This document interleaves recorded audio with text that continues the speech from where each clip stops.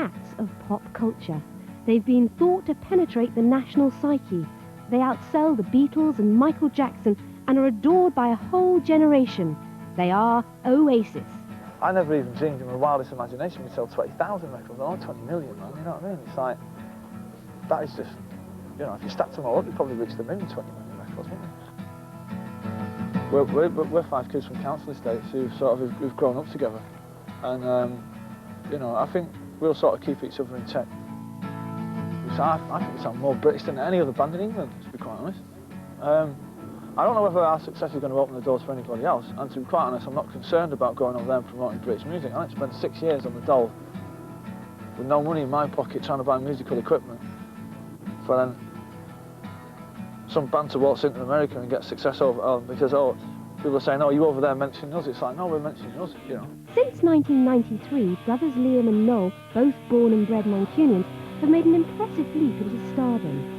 But underneath their loutish, laddish exterior lies surprisingly 2 very modest men. We're good at what we do, but we're not. I mean, you know, it's all about self-belief.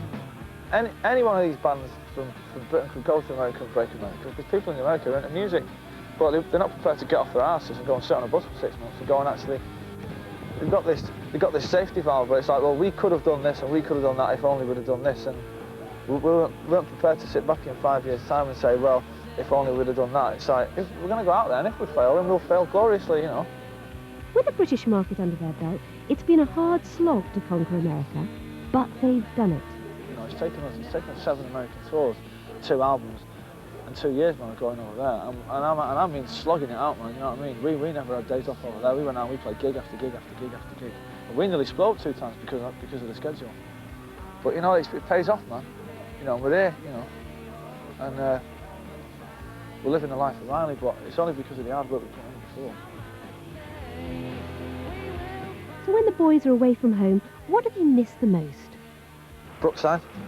Just little things, EastEnders, tea, PT tips.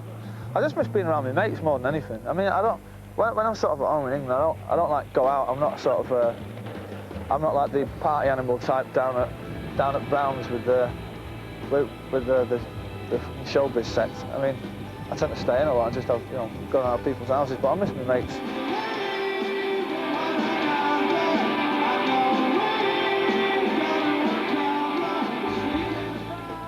Noel has no hesitation in comparing Oasis to the Beatles.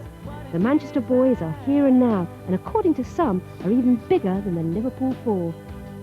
The likes of John Lennon and Paul McCartney only wrote Hey Jude and songs like that because they got there first. I'm sure I'd have written them songs. I'm sure I would have written Strawberry Fields sooner or later, if I was a teenager in the 60s. And I'd have been as good as Pete Townsend.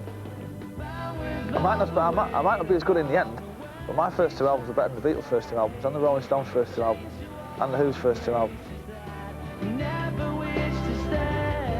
At the Brit Awards, Oasis won Best Group, Best Album and Best Video. But what did you think about the Jarvis and Jackson tete-a-tete? I thought Jarvis was top, man. We sort of were a bit exuberant on the night, to say the least.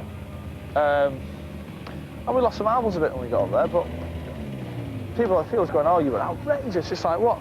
Is it that outrageous to swear on TV?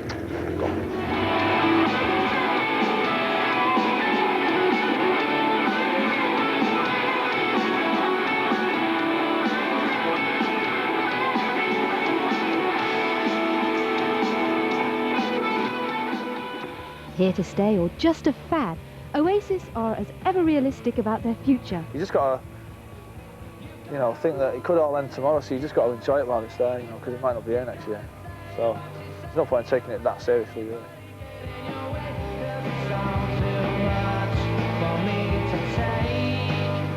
Can't quite make my mind up, to be honest, but I know our kids are very keen, and so much so that one of my lads has sort of written out all the words of Look Back in Anger and goes around the house singing it off his script.